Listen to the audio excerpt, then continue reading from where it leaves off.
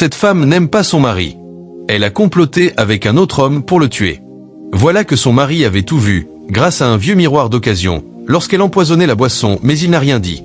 Il continue de parler à sa femme, et pendant ce temps, elle finit de préparer la boisson empoisonnée, referme bien la bouteille et la range. Son mari lui dit « Il y a des choses que tu fais pour me décourager, c'est pour ça que je t'ai appelé.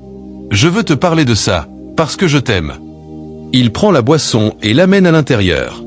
Il continue. « Fais tout ton possible pour changer ton comportement. Tout ce que je t'ai promis, je le ferai dans quelques jours. J'espère que tu me comprends. Si tu changes et redeviens celle que tu étais, tu verras que notre relation sera solide, comme avant. Notre mariage s'est passé dans la joie. S'il te plaît, fais-le comme je t'ai dit. » Sa femme lui répond « Ok, pas de problème. J'ai bien entendu tout ce que tu as dit. Voilà une boisson que j'ai apportée. » Elle lui remet la boisson, et son mari la remercie. « Merci beaucoup. Mais pourquoi tu as apporté une seule boisson? Tu ne veux pas boire aussi ?» Elle répond « Non, pas de problème. Je n'en ai pas besoin. Bonne digestion à toi. » Juste après, une petite fille arrive avec une autre boisson. Le mari, qui savait déjà ce qui se passait, comprend que c'est un signe. Il prend la boisson, la remet à la petite fille pour elle-même. Elle ouvre la bouteille et la verse entièrement dans le caniveau. Ensuite, elle jette le plastique et le bouchon, puis va se cacher derrière une voiture. Le mari ouvre la boisson que sa femme lui avait donnée, tout en observant sa réaction. Elle ne dit rien. Il finit d'ouvrir, commence à boire, puis lui tend la bouteille pour qu'elle en prenne aussi. Mais elle refuse. « Je suis déjà rassasié.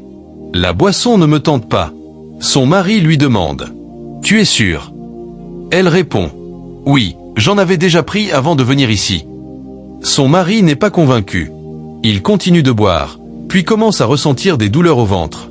Il se plaint, mais dit qu'il n'a rien. Sa femme lui demande « Tu es sûr que tu vas bien ?» Il répond encore que tout va bien, mais il souffre.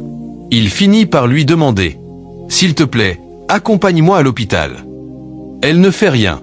Disons que son mari meurt à ce moment-là, mais c'est une mise en scène pour voir sa réaction. Elle dit « Après ta mort, tu crois que je vais t'aimer? Tu me fais des reproches sur mon comportement, mais on ne m'a pas forcé à t'épouser. Pourquoi tu me forces alors? Voilà ce que tu voulais, et c'est ce que je t'ai fait. Ce n'est pas ma faute, je ne t'aime pas, tu me forces, donc je n'ai rien fait de mal. Reste là, ça ne me concerne pas. » Elle ouvre la portière, sort du véhicule et s'en va, laissant son mari là. Celui-ci soulève la tête. Il avait tout entendu. Elle, de son côté, commence à pleurer. « Mon ami, si ta copine te veut du mal, que Dieu te révèle la vérité. » Dites Amen.